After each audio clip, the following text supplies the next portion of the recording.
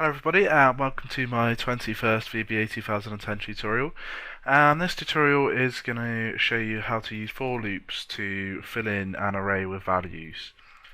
And so let's just get rid of this. So first of all we're going to declare an array, so dim my array, and we want to make it just one dimensional. We're going to give it 9 elements and let's make them integers, and then we're going to do our for loop. So for we're going to call our variable I, and this time I'm going to declare my variable first, so dim I as integer, and then for I equals 0 to, and then we want to put in 9. And then next, so the reason I've chosen 0 to 9 rather than 1 to 10 as before is because although there's 10 elements in this array, the index goes from 0 to 9, so I want my index variable here to go from 0 through to 9. And then I just want to put in, I'm going to make the values of the array, so my array, and then I can use my variable there as the index for the array, so I don't actually have to put in 1, 2, 3 or 4 or 5, 0, etc. I can actually put in a variable integer in there as the index instead. So this is where arrays are really going to come into their own, and also for loops are really going to become useful.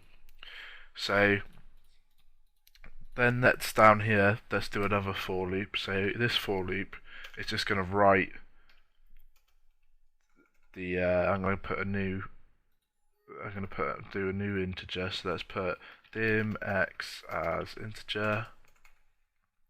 I'm going to put for x equals 0 to 9 again, so we're going to go through all the elements again, and then this time I'm going to make the values on the sheet. So I'm going to make these 10 values here equal to the elements of my array.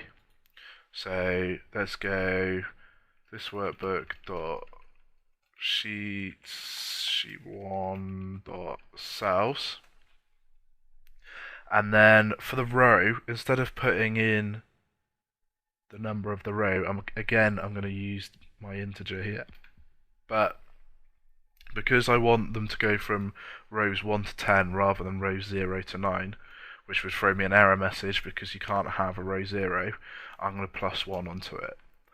And then for my column, I just want column 1, and then dot value.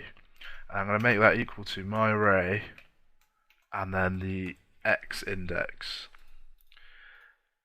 So let's just recap this. So I've declared an array with 10 elements, indexing from 0 through to 9.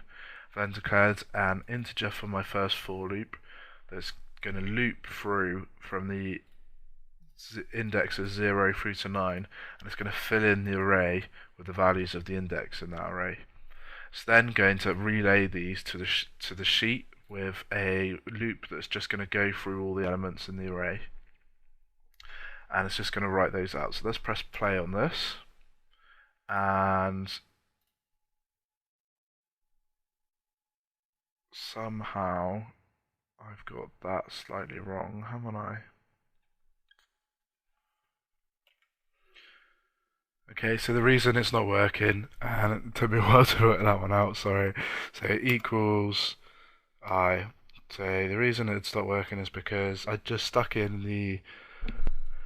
the array reference there, but I hadn't actually made it equal to anything. So if you put equal I there to make it equal to the value of I, and then press play, and then if we go into our spreadsheet, and then it's just got the values there, so 0 through to 9.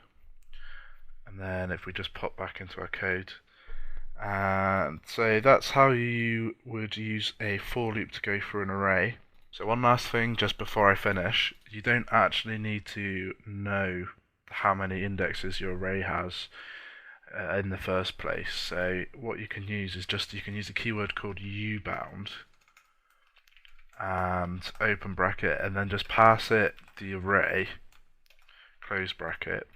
And then what this is going to do is ubound works out how many elements there are in the array, or what the maximum index is, and it returns that. So we can put this in instead of our 9. And if we press play, then you notice it's done exactly the same thing. If we get rid of these and just run it again, just so you can prove that it's done it, and there you go. So if you don't know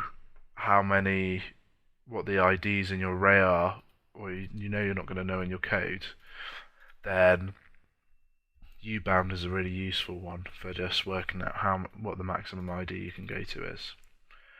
So that's it for this tutorial. Thanks for listening. If you're enjoying these, please subscribe, and I hope to catch you in the next tutorial.